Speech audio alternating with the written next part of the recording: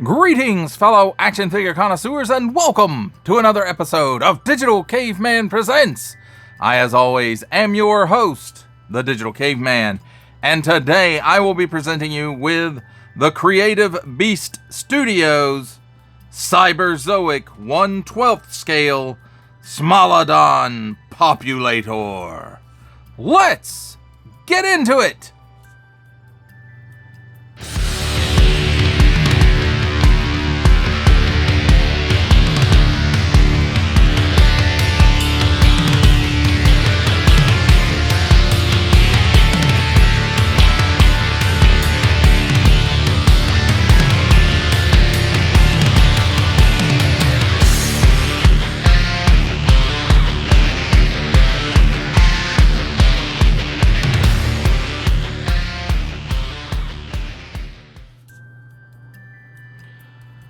Let's start things off with a look at the packaging.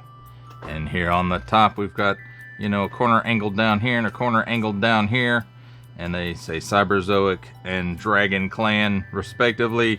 Ages 15 and up, past and future collide. Cyberzoic, warning! Don't stick things in your pie hole if they don't belong there. And there's a nice window on the top that you can kind of see down in there, even through the light glare. And I'm sure that's not just to look at the figure there, but also to let some light in so that it shines onto the figure. So it's better looking in the packaging as long as anything isn't on top of it. So on the front here, we've got Past and Future Collide Cyberzoic. Ages 15 and up. And I'm assuming that's the Dragon Clan logo there.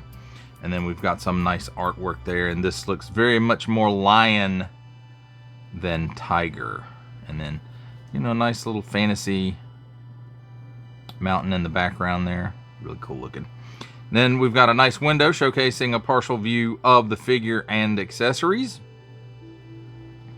1/12 scale Smilodon Populator, Dragon Clan. And he's an action figure unit, Saber Beast type mount. And then going around to this side again, Cyberzoic, the Dragon Clan logo. And Dragon Clan at the bottom. On this side, Dragon Clan Smilodon Populator. And that nice artwork from the front again, 1/12 scale Cyberzoic. So you don't see a lot of 1/12 scale from this company. And that's okay, because the stuff they do is like huge stuff. So there's the credits. Cyberzoic Past and Future Collide. Check out creative-beast.com for more products and info. Symbols I'm not going to learn. Don't give it to babies. Copyright stuff. Item number. Barcode. Made in China print. And finally around on the back, 1/12 scale Smilodon Populator unit. Saber Beast type mount. And then here we have a nice practical shot of the figure. And there's some specs on it if you want to pause it right here and read all that stuff. Feel free to do so at this time. Exclusive collector card inside. And unit Saber Beast type mount. I probably already said that. So here's an artist rendering of what it looks like with the rider and the armor. Complete the Saber Beast unit. So here we have Saber Beast armor and Dragolina, each component sold separately. Now this stuff doesn't turn into a vehicle like some of the other stuff does. So there is that. And is this a 1/12 scale figure or is it a 1/18 scale figure? I don't know. I'll have to go find out. Each component sold separately. Cyberzoic. Creative Beast Studio, from the prehistoric to the fantastic. And that, my friends, is a look at the packaging. Let's take a look at the figure and his accessories, or her accessories, as the case may be, because here is an alternate neck fur that I think it's not the main like what's on the figure now. So I'm guessing if you wanted to make it a female, you put this on it, or maybe just an adolescent, you would put this on it. It's got nice sculpted detail in there, lots and lots of fur detail, and the deco on it is just fantastic.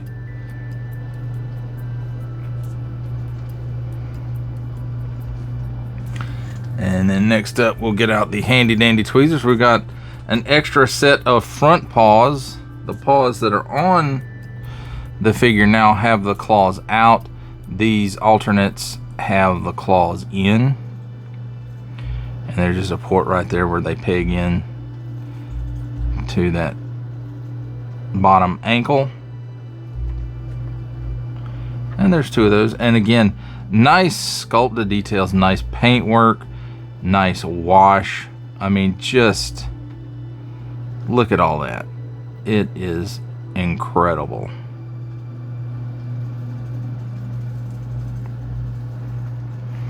And then we have the two back paws, which are smaller,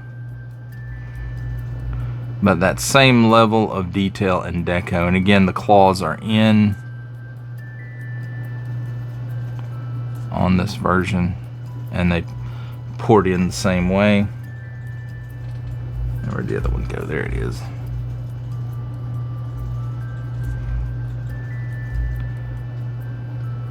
So it's very, very cool.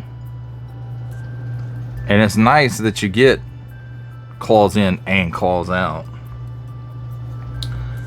Here is the alternate head. And as you can see, it's the angry, I'm probably gonna eat you head. But just look at all that deco on there around the eyes themselves, the fur detail. The ears are laid back. And look at all that. Look at that. Just great. And then you look inside the mouth, and there's like a glossy finish to it, so that it looks moist or wet in there. And then those teeth, they are not soft plastic. They are very hard, and they are very pointy. So do be careful when handling this head and the other head as well. The teeth are, you know, same thing. And look at the wash on it there. It's just great. And here is the collectible card, and it's got that nice product shot on there. If you want to pause it right here and read all of that information, you can. And I'm assuming this goes with, it says Zoic on it, so I'm assuming that it will go with the Zoic trading card game that is forthcoming. And then on the other side, just that artwork from the packaging, and it's fantastic. I mean, just really, really good. I love it. And he also comes with an instruction sheet. If I can get it unfolded, we'll take a look at it. So it's Smilodon, Creative Beast, Cyberzoic, Dragon Clan, 15 and up. And here it shows you, this is how you change out the paws. You can change out the neck fur. Do not force stiff joints. Apply low heat for full movement as needed. And we will get into that. Swap the heads at the neck peg. Ears can be swapped between the heads. And I was fixing to get to that without having to use the instructions. But yeah, they can. So if you want these laid back ears, the airplane ears on the other head, they just unpeg and peg right back in. So there is that. Get out of the shot. All right, now let's look at the figure. And just glancing at it, just the decos are amazing. Just looking at it, and I had thought that perhaps I might get the Beast of the Cenozoic one, but the deco on it isn't quite. At least in the pictures, it doesn't look like it has the stripes and stuff on it like this. It's a more mountain lion looking deco, I think, if I'm remembering correctly. So, and that's not to say, you know, I mean, it's the same mold, so they're going to do the same washes and stuff. It just doesn't have the same colorations on it. And there's also a black one too, and it has a little bit of stripe on it. So that was actually the one I was thinking about getting, but I don't know. I really like this one. So look at the face. I mean, very, very lion looking, and maybe a little bit of tigery. Not necessarily color wise, but it just feels like this part leans more heavily into lion, at least in you know, my looking at pictures of animals and stuff. And it may just be the way the fur lays, or I don't know, but to me it looks more lion-ish than tiger-ish. And that kind of makes sense, because these were in North America, and you know, I guess they evolved into like mountain lions and cougars and stuff. So I mean, I guess that makes more sense. But look at all of that and all of this. I mean, just the sculpted detail in this thing. And then they add these incredible decos. So great. So let's talk about the articulation. And I did have to heat up all the joints, and that's not a bad thing, because a lot of that is due to the washes and stuff. You know, it means there's a lot of paint, in my experience. Now that may not be true for everything, but at least on this line it seems like there's a lot of paint around the joints, a lot of washes and stuff going on, and that kind of, in the heat, traveling and whatnot, will lock them up. And usually a blast of heat from, I got a little heat, I don't want to call it a gun because it's not shaped like a gun, but a little heat wand that's more like the little hair dryer. You know, a little quick 10-20 second blast from that will usually release everything. Now this one, I didn't, everything except for this jaw, and I'll get to that at the end. So, but we're talking about articulation now. So yes, the jaw is articulated, and it opens way further than I guess it should, but not according to this, because it can go more according to this, but it doesn't physically move. That's as far as it goes, and it does close up all the way, and there's, you know, places in the sculpt for the teeth. So there is that. So he can walk around with his mouth closed, or just slightly open, or a lot open, and that open. And I didn't hit that when I was talking about deco, but you can see it's got that glossy finish in the mouth as well, just like the other one. And eyes, look at the eyes. Rawr. So articulated jaw there. So the head is on the dumbbell, and it wiggles all around. It'll go left and right. And does it rotate? No. It rotates some, but it doesn't rotate 360 degrees. Now this cut here at the neck, it does not go up and down. At least I can't get it to go up and down, but it does go left and right. So there's a pretty good range there. It's not super, but it's pretty good. Now the legs, they're on ball pegs, I guess, and they will open up that wide, but you can see it kind of gaps up in there some. So it also closes up that far, but then you can see it kind of gaps there. So either way, you're one way or another, you're gapping. So it will rotate 360 degrees at the shoulder. Now at this knee joint, it's not like a hinge. It's just a hinge. There's no swivel to it. So it's just a regular two-piece hinge, and it will give you that much bend. Now this one is a hinge and swivel, so it does swivel around 360 degrees.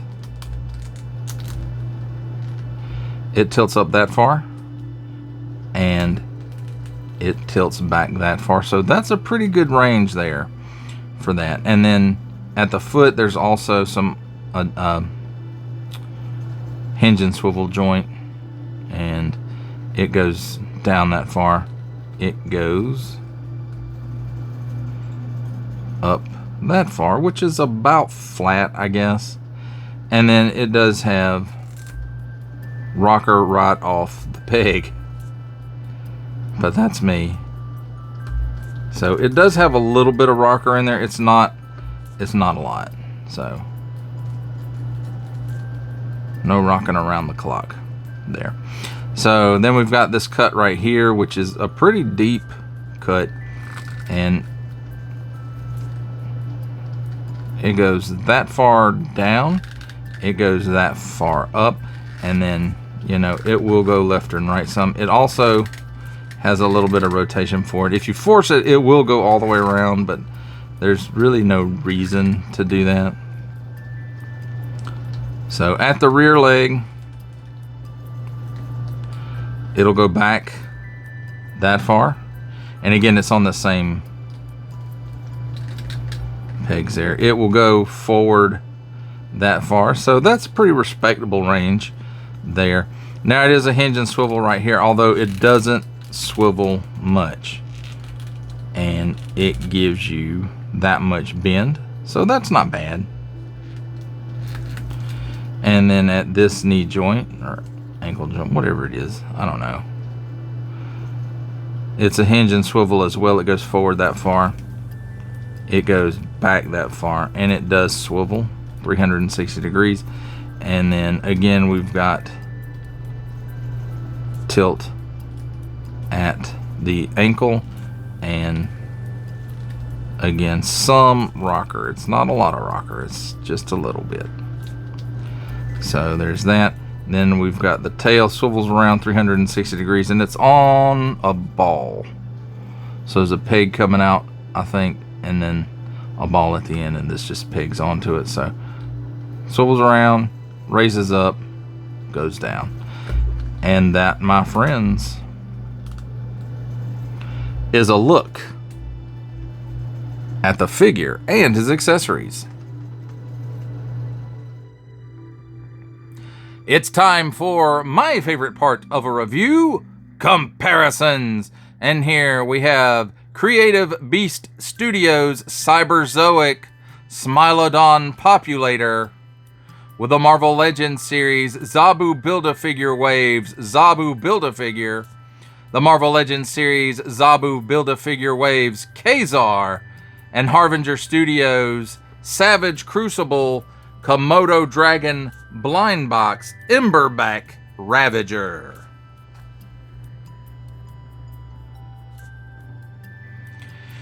Here we have Creative Beast Studios' Cyberzoic Smilodon Populator with X-Ray Studios' Combatants Fight for Glory Gold Hilder, Boss Fight Studios' Epic Hacks Red Sonja, The Four Horsemen Studios' Mythic Legions Legendary Barbarian, and Harbinger Studios' Savage Crucible Who-Man.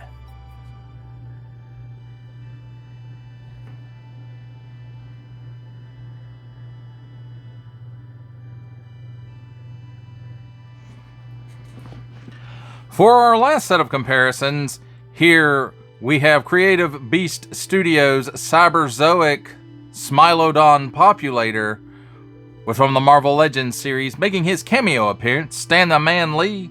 From G.I. Joe Classified series, the Hasbro Pulse exclusive Regal variant Cobra Commander. From Star Wars The Black series, the Archive Edition 501st Legion Clone Trooper. And for a 7-inch scale comparison from the Masters of the Universe Masterverse line, the 40th Anniversary He-Man. For final ramblings on the Creative Beast Studios Cyberzoic Smilodon Populator, I have to say this is a really cool version of a saber-tooth cat. I don't want to say tiger, because apparently that's not correct anymore. Maybe. I don't know. Well, so we'll just call him a saber-tooth cat. And I mean, the deco And the sculpt on this thing is amazing. I'm thinking about now maybe ordering the black one and have these guys as a pair. I don't know, but it's really, really cool. And I enjoy it. I think I'm probably going to put this guy in my Savage Crucible shelf. And I think he will fit in real well there. He's the right size, the right scale. I think this is the only 1/12 scale piece that I have, or that my wife has, from Creative Beast Studio. And I mean, that's fine, because the things that dinosaurs are huge, right? So, but even at the 1/18 scale, you can fudge them in with stuff. And especially if you're just working with photography and, you can get the right angle or whatever. You can make it work. So, not necessarily display wise, but you can fudge things in sometimes and make it work. So this one I don't have to, because it's the scale of what I usually collect. So it's going in probably with Savage Crucible Who-Man, unless I pick up that Fury Toys Tiger with the saddle and all that stuff. I may pick that up, and if I do, that will go with Who-Man, and then this can go with somebody else. And I think this would probably also work well in Combatants Fight for Glory and even Mythic Legions. Although the look of this might be a little more realistic than most of the stuff there in Mythic Legions, but again, you can fudge stuff in, and it's okay. So, very, very cool. The range of motion, it's adequate. In some places, it's really good. And I always like more range. So you can, when I say it needs more range, you can take that and form your own opinion from what you saw in the review. But my opinion is, I like range of motion, and maybe the range on this only moves like the thing would have moved naturally, but the front shoulder rotates 360 degrees, so I don't think many saber-toothed cats were doing that. But that's not what I'm meaning. I like more range, and there's a few places this could have used a little more range. Usually in the hindquarters is probably where it could have used some more range. The deco, I love the deco on this thing. I love the sculpt on this thing. It's phenomenal. And I don't even think watching this video is going to do justice for it until you see it in person. It's just that good. You have to see it in person. Or you can take my opinion for it or not. That's, your mileage also always can vary, and that's fine. No big deal. You might not like this thing, but I don't know how you could if you like prehistoric stuff. You're gonna like this. And the only real issue that I had with this, the head that's on it now, the articulated jaw, was stuck. And I mean stuck. I heated it up with the heat wand.